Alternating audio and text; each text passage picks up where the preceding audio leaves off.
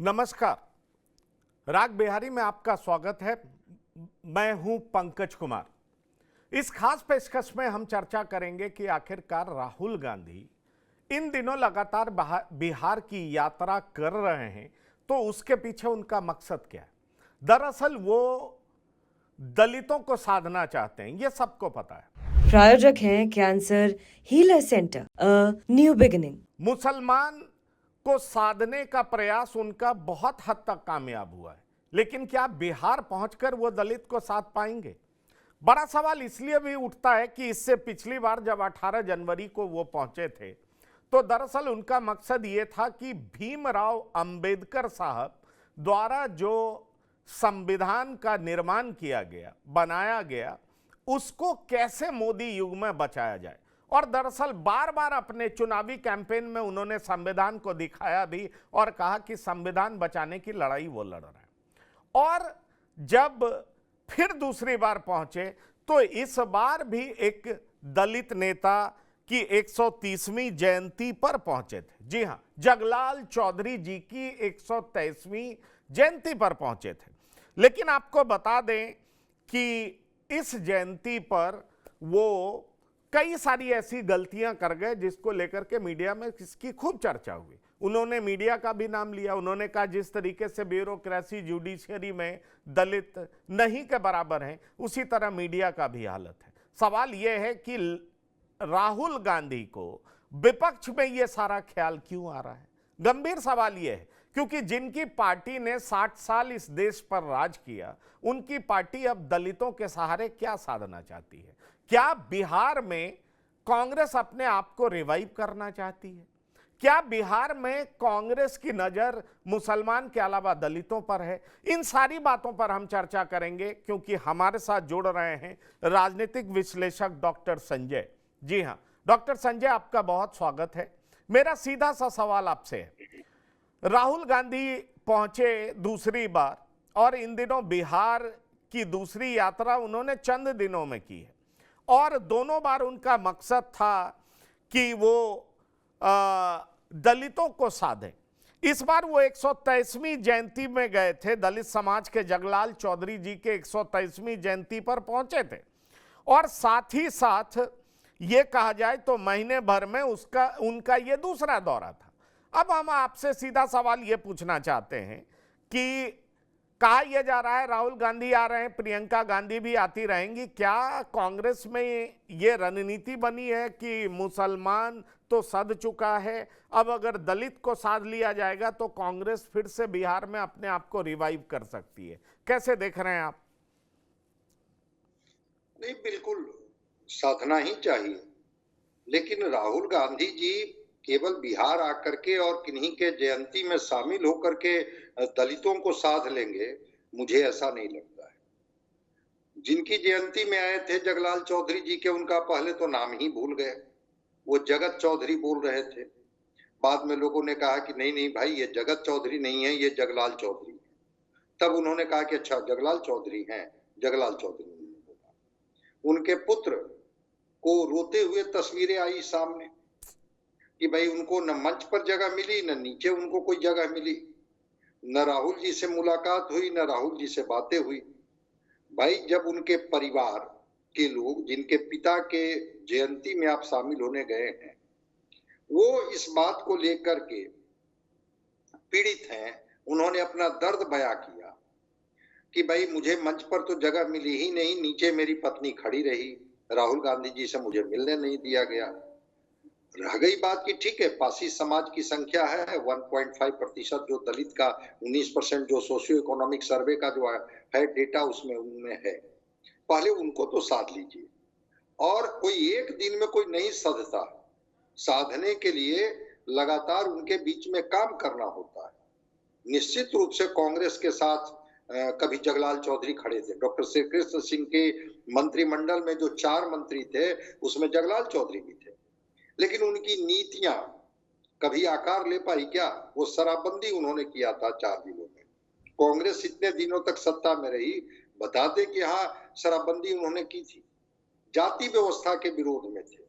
राहुल गांधी जी तो केवल जाति की ही बात कर रहे हैं कि पूरे देश की जाति गिन लेंगे हम और तब देश का विकास होगा। असली विकास तभी होगा जब जातियों की गिनती हो जाएगी। जब तक गिनती नहीं होती है, विकास अधूरा है। ये डॉक्टर अंबेडकर और गांधी जी दो का नाम ही लेते हैं, कल भी ये दो ही का नाम लिए। ये गांधी जी और अंबेडकर जी ने ही इसी बिहार की धरती से डॉक्टर सच्चिदानंद सिन्हा थे, जो संविधान सभा के अस्थायी अध्यक्ष थे। डॉक्टर राजेंद्र बाबू थे, जो संविधान सभा के अध्यक्ष थे। ये 22 कमेटियां थी, जिसमें एक कमेटी ड्राफ्टिंग कमेटी के चेयरमैन थे डॉक्टर भीमराव अंबेडकर। बिल्कुल उनका श्रेय है। लेकिन बाकी लोगों को आप बिल्कुल किनारे कर दीजिए, इसलिए कि चूंकि दलितों को साधनी है, बिल्कुल साधना चाहिए।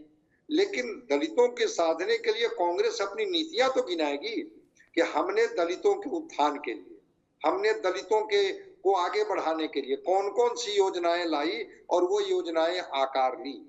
तो अगर आप नीति, सिद्धांत, योजनाओं के माध्यम से कनेक्ट नहीं करेंगे वो तो सारी बात ठीक है। डॉक्टर संजय, आप ये बताइए कि कोई ऐसे दलित नेता कांग्रेस में दिखाई पड़ रहे हैं जिनको कांग्रेस प्रमोट कर सकती है, या मल्लिकार्जुन खड़गे के नाम पर ही कांग्रेस दलितों को साधना चाहती है? नहीं है, 2-3 विधायक हैं जो दलित समाज से आते हैं, लेकिन इतने बड़े वो चेहरा नहीं है कि जिनको कि कांग्रेस उनको आगे ला करके बिहार में दलित समाज को एक मैसेज दे। बीच में इसकी चर्चा थी कि प्रदेश अध्यक्ष की जिम्मेवारी हो सकती है कि किसी दलित को दी जाए, या हो सकता है कि अभी भी चुनाव के पहले प्रदेश अध्यक्ष बदले जा सकते हैं और कोई दलित चेहरे पर या कोई अल्पसंख्यक चेहरे पर दांव लगाई जा सकती है। लेकिन मल्लिकार्जुन खड़गे ठीक है, राष्ट्रीय फलक पर आप एक दलित चेहरे को आप अध्यक्ष बनाए हुए हैं, लेकिन बिहार के दलित सवाल तो पूछते ही है ना कि कांग्रेस हमारे हितों के लिए क्या करे। उसको लेकर के अगर राहुल गांधी जी उनसे 1 to 1 बात करते हैं तो मैं समझता हूं कि सही है। ये तो ठीक है। जैसे एक बात है डॉक्टर संजय कि पहले मीरा कुमार को प्रमोट किया गया, वो जगजीवन राम की बेटी हैं, लेकिन मीरा कुमार भी राजनीति में बहुत सफल नहीं हो पाई। एमपी बनी, ठीक है, स्पीकर भी बनी, सारी बातें सही है, लेकिन बिहार की जनता पर उनकी पकड़ अपने क्षेत्र से बाहर किसी भी तरीके से देखा नहीं जा सका। अब अगर आप जेडीयू की बात करें तो जेडीयू ने दलित महादलित बनाया, जेडीयू ने महादलितों को साधा, महादलित उनकी तरफ दिखाई पड़े। इन दिनों अगर आप देखें तो 2 दलित नेता जो कि बड़े नेता कहे जा रहे हैं, वो तो एनडीए के साथ हैं। एक जीतन राम मांझी और दूसरे चिराग पासवान जो कि एलजेपी-आर के मुखिया हैं, और उनके काट में आरजेडी ये सोच रही है कि पशुपति पारस को अपने साथ जोड़ा जाए और दलितों में इनरोड्स बनाया जाए, दलितों को साधा जा सके व्यापक पैमाने पर। क्या कांग्रेस इस रेस में कहीं नजर आ रही है क्या? यह सवाल मैं करना चाह रहा हूं, क्योंकि दलित के तो कई नेता दिखाई पड़ते हैं, उसमें कांग्रेस अपने लिए कहां जगह साध रही है? जब तक किसी नेता को आगे नहीं बढ़ाएगी कांग्रेस कैसे दलितों में? क्योंकि अगर हम मुस्लिम्स की बात करें तो मुस्लिम में अभी भी वहां तारिक अनवर हैं जो कि बड़े नेता रहे हैं। कभी कहा जाता था कि वो एक पावर सेंटर रहे जब कांग्रेस का शासन होता था, लेकिन अब दलितों में कोई वैसा नाम, बड़ा नाम तो कांग्रेस में दिखाई नहीं पड़ता है। तो राहुल गांधी किस तरीके से दलित की राजनीति बिहार जाकर के करना चाह रहे हैं और उसमें कहां तक सफलता मिलती हुई दिखाई पड़ रही है? नहीं, बिल्कुल आप दलित चेहरे को जब तक आप साधेंगे नहीं, आगे नहीं बढ़ाएंगे। मैं उदाहरण के रूप में कहता हूं, कांग्रेस ने जिम्मेवारी दी थी अशोक चौधरी को, ये सारे एमएलसी को लेकर के चले गए जेडीयू में, कहां ये दलित इनके साथ रह पाए। आरजेडी भी, श्याम रजक एक बड़े चेहरे हैं, क्या आरजेडी श्याम रजक को रख पाई अपने साथ? नहीं रख पाई। ठीक है, पशुपति कुमार पारस को कितने टिकट देंगी आरजेडी, कितना उनका लाभ लेगी वो मैं नहीं जानता हूं, लेकिन कांग्रेस के पास तो वह भी नहीं है। अगर 1-2 एमएलए को छोड़ दिया जाए तो उसके अलावा इनके यहाँ तो कोई है ही नहीं जो ऐसे दलित चेहरा, जो दलितों के बीच में। भूदेव चौधरी रोते हुए भी उन्होंने कहा कि मैं कांग्रेस में हूं। जब उनसे बात की गई तो उन्होंने कहा कि हाँ, मुझे कल कांग्रेस सदाकत आश्रम में बुलाया गया है, मैं जाकर के मिलूंगा। भाई, दलित तो आपके साथ ही खड़े थे, लेकिन आपने दलित को कब सम्मान दिया, दलित को कब ताकत दी, दलित को कब चेहरा बनाया? अगर आप चेहरा बनाते, उनको ताकत देते, तो एक स्वीकारिता बढ़ती। तो जो भी दलित कहें, महादलित कहें, जो भी है, अगर वो सारे लोगों को करीब करीब 20-22 जातियां हैं दलित में, अगर 4-5 प्रमुख दलित जातियों की हम लोग बात कर लें, तो उन 5 दलित जातियों के अलावा बाकी दलित जातियां तो दिखती ही नहीं है कि वो कहां हाशिए पर पड़ी हुई है। जीतन राम मांझी हो, चिराग पासवान हो, अशोक चौधरी हो, जितने लोग हैं वो सब कहीं ना कहीं से दिखाई, उदय नारायण चौधरी हो, ये सब कहीं आरजेडी में दिखाई पड़ते हैं, जेडीयू में दिखाई पड़ते हैं, जनक राम हो, या भाजपा में दिखाई पड़ते हैं, या वो स्वतंत्र रूप से अपनी पार्टी के साथ वो खड़े हैं।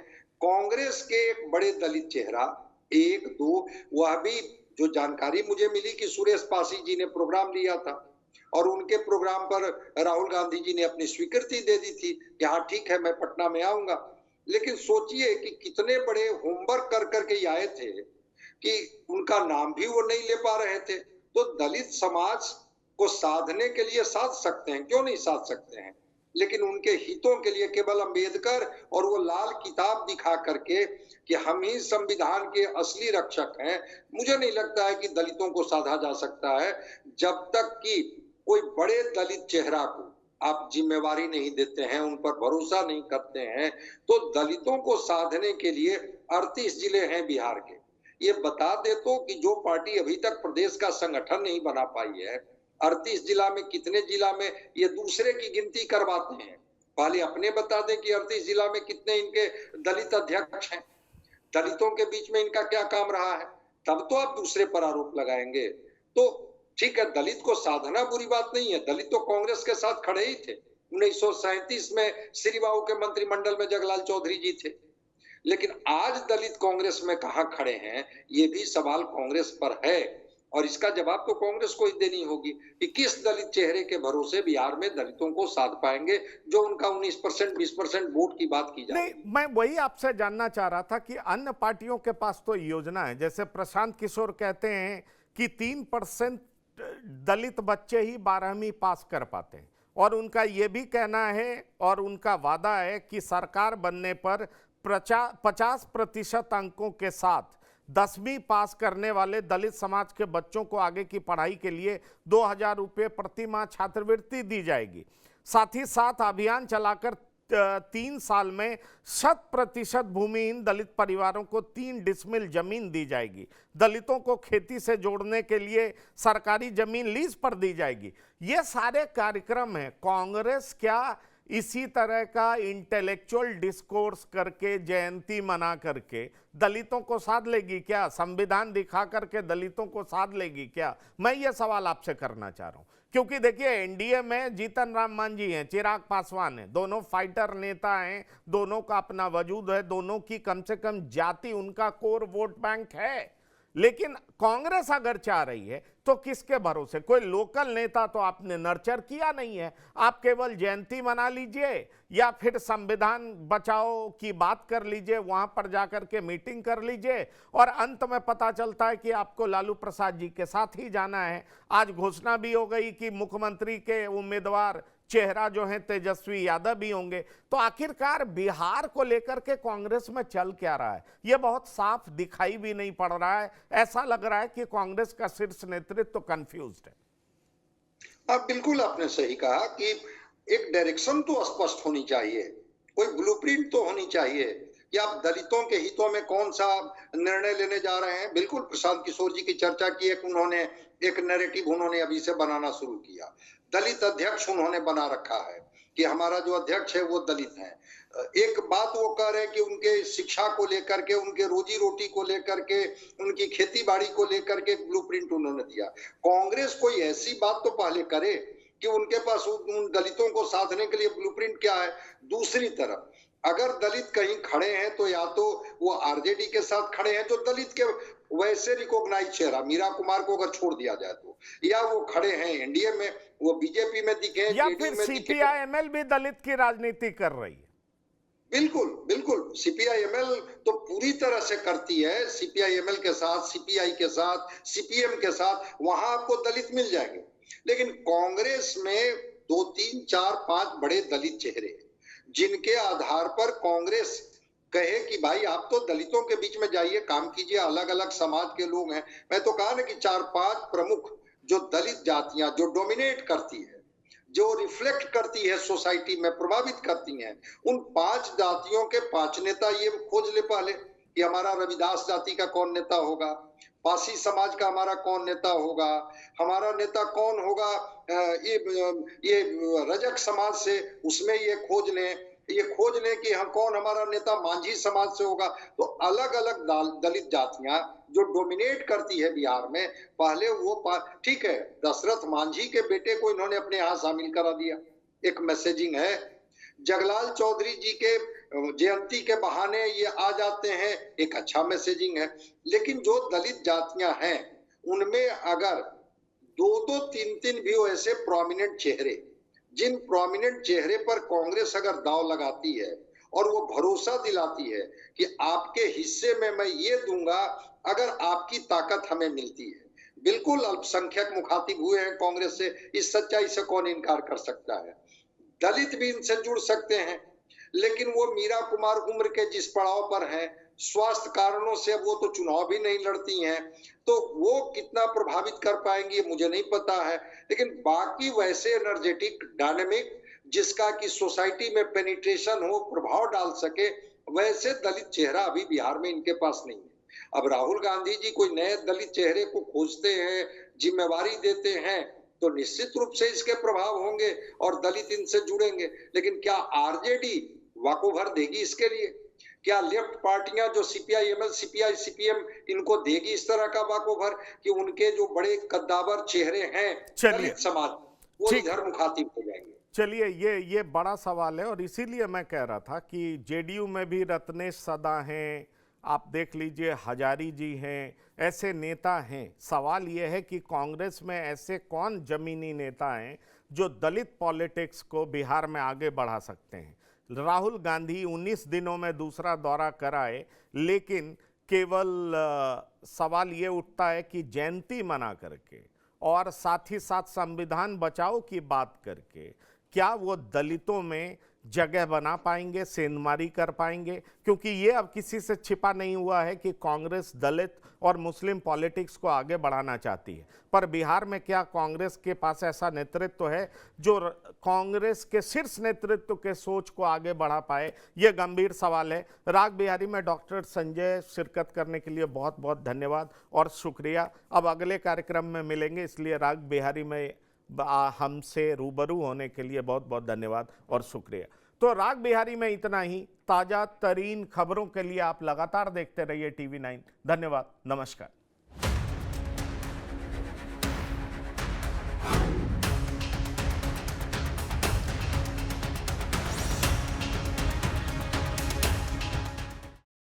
प्रायोजक हैं cancer healer centre, a new beginning.